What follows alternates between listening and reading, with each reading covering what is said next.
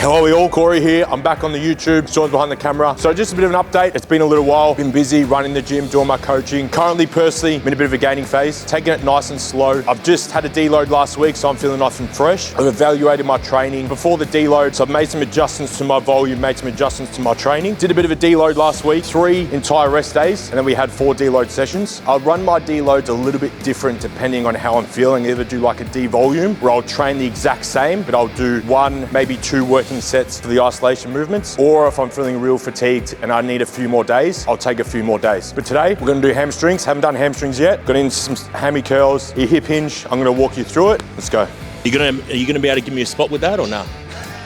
So I'm gonna start with some hanging leg raises. You can do these elbow supported. I just like it hanging because it really opens up the shoulder, gets a nice stretch on the lats. And I'm gonna do some planks. That's gonna really get me ready to brace well and get my abdominal nice and activated for when I'm doing my hinge work. I'm gonna do some hip aeroplanes, some lunges to open up my hips and get it stability off that one foot. And I'm gonna do some hip thrusts to get some blood in my glutes and get a good neurologic connection to my glutes. When I pump up the glutes before I do something like my hinge work, I just feel like it keeps me nice and secure. And I feel like a lot of the males that I work with are lacking glutes. So if you're having issues with your lower back, do some heavy banded lying hip thrust and then get into your session and you'll thank me later.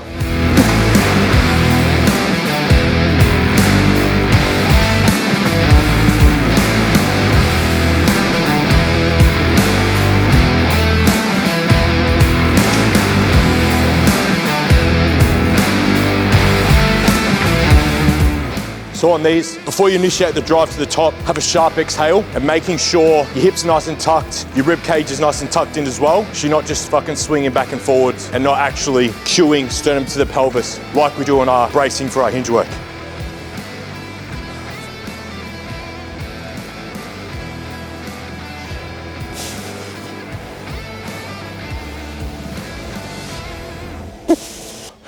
Oh, that's plenty.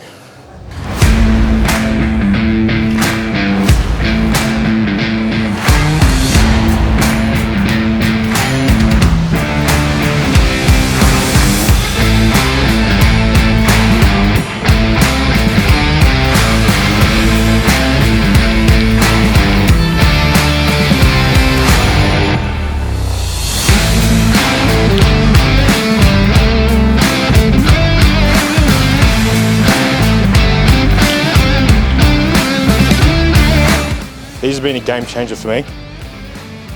I was having a lot of knee issues, lacking a lot of stability when I'm up on that one foot. I'd be on the hack squat doing 6-7 plates, but if I stood there on one foot like this, I'm going like this. So always go through how you move, how you work on one leg, find out the imbalances and the weaknesses, and always address that, because if you don't, it will bring on injuries sooner rather than later. One day I'll be able to do these unsupported.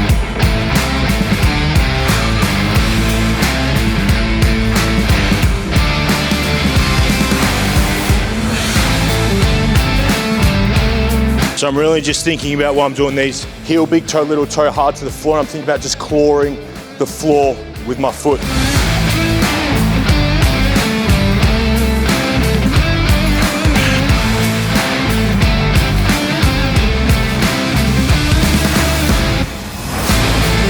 Just really just trying to find that feel, good contraction, just driving blood. Now we're ready to go.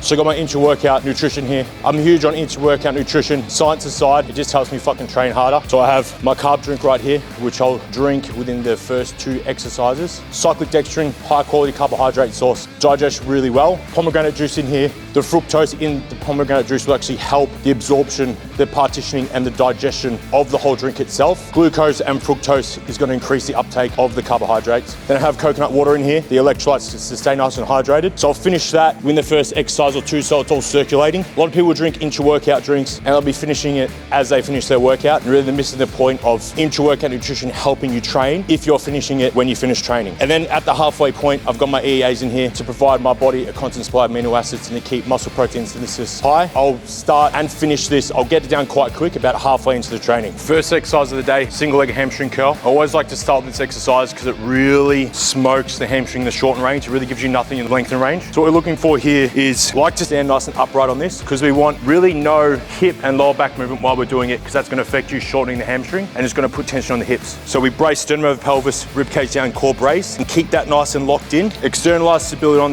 this pad up here and keep this nice and straight and drive from there. You see a lot of people do this. You want to keep all this nice and neutral. Rib cage in, core brace, hips pulled forward.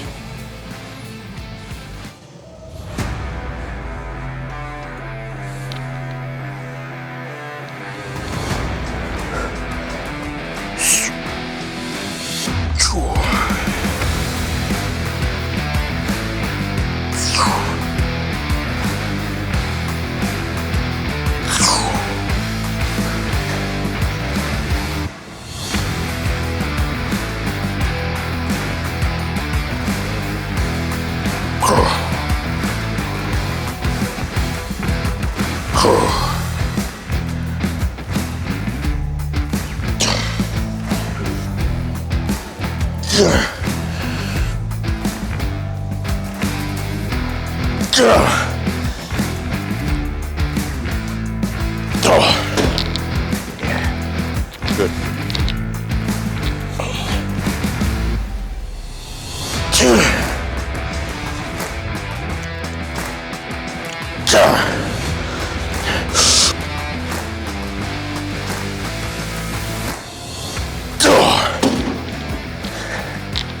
Yeah, good.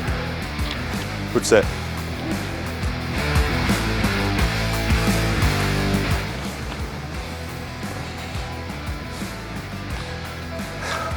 Moving on. Hip hinge move of the day is about to go down. Just gonna do some barbell RDLs. So some cues on these. So I want feet about shoulder width apart, slight external rotation of the foot, and really cueing mid-foot pressure and heels and toes planted hard into the ground. When I grab the bar, I'm gonna slightly externally rotate my hands and arms to really lock in that brace from the lats. Once I'm in that position, I'm gonna cue sternum over the pelvis, rib cage down, core braced. Core's nice and braced, lats nice and braced. Then to initiate the eccentric, I'm gonna cue hips back, roll the barbell down the leg. When I'm in that bottom position, I'm just gonna cue glutes in and up, not going into lumbar extension, taking the tension off the glutes and hamstrings onto your lower back.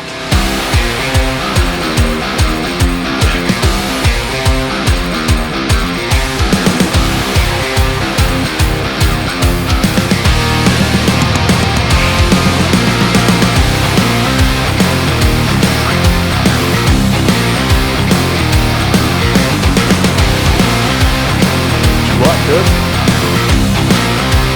When you're doing any sort of hinge movement, a lot of people tend to have the habit, they're looking at themselves in the mirror.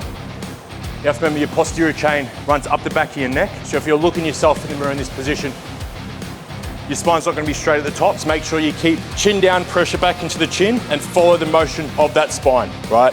You want this, not this.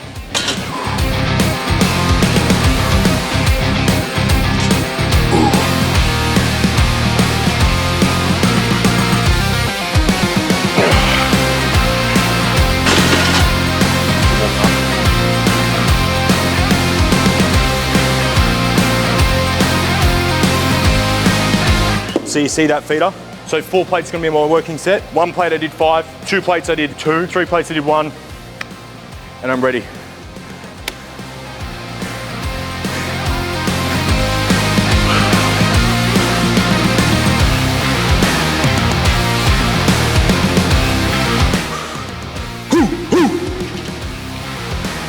Yep.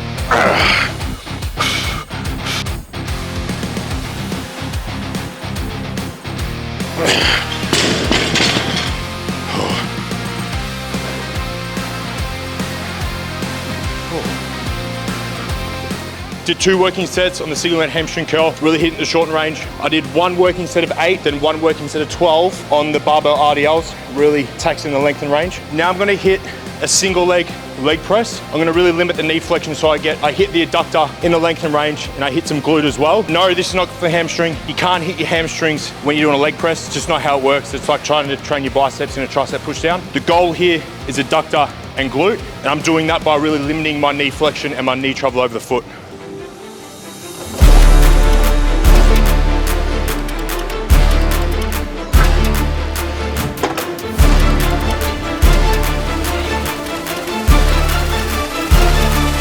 Drop it.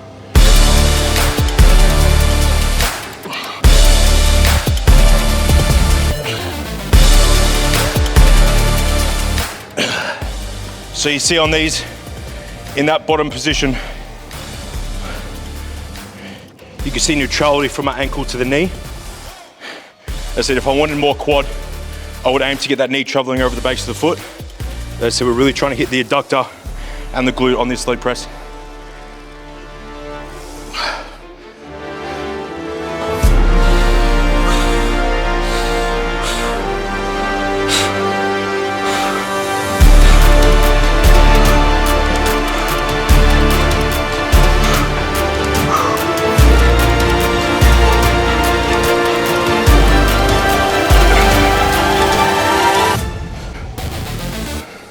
Drop it.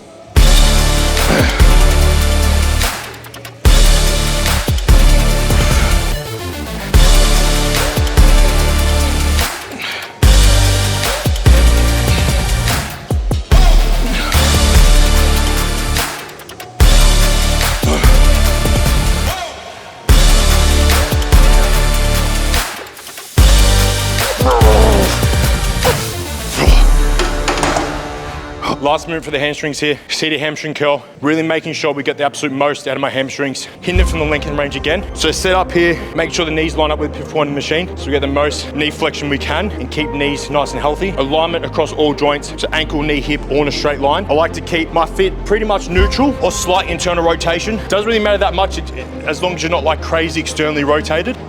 And then very importantly, which a lot of people miss, really locking this top pad down and pushing hard into this top pad, sternum over the pelvis, core braced, push down hard to create that counter force, because as the force goes down like this, it's gonna wanna pull you up. So make sure you're nice and braced, your chest is down, and you're pushing hard against this top pad. You not doing that is a lot of the reason why a lot of people get lower back pain on a seated hamstring curl. They're not raised, they're not pushing that counter force down, and their chest is high. So they're always kind of rocking through like this when they do the seated hamstring curl.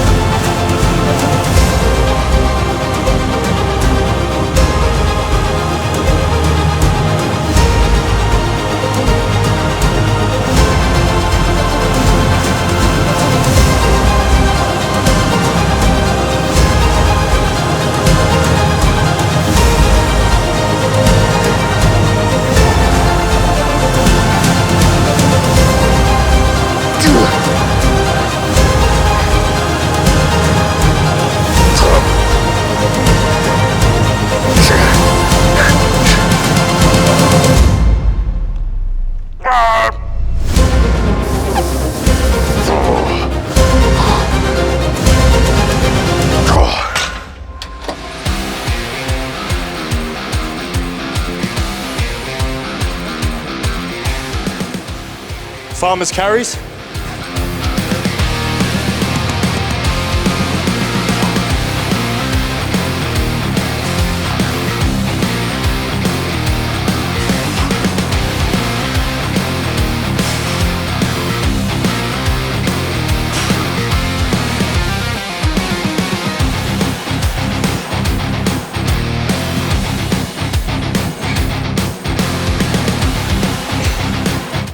quad focused dumbbell Bulgarian split squat here. So as I just said, quad focused, back foot elevated, front foot about a 2-inch elevation. So heel elevation here to really promote that knee flexion, really to promote that knee travel over the base of the foot. Keep the core nice and braced, keep the torso nice and upright, and don't focus on lunging into that back leg. Break at the knee and hips at the same time, and push, force, heel, big toe, and drive that front knee forward. Get as much knee flexion as you possibly can. The goal behind this is, as I just said, really drive that knee over the toe and smoke the quads.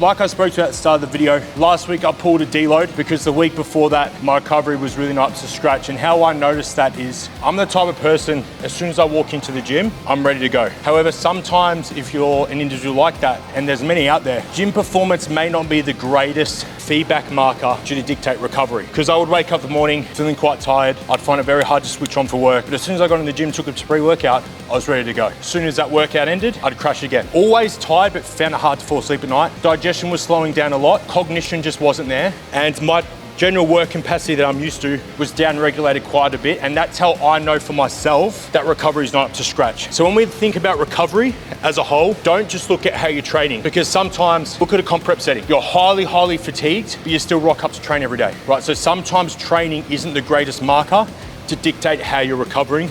Look at all aspects of your life.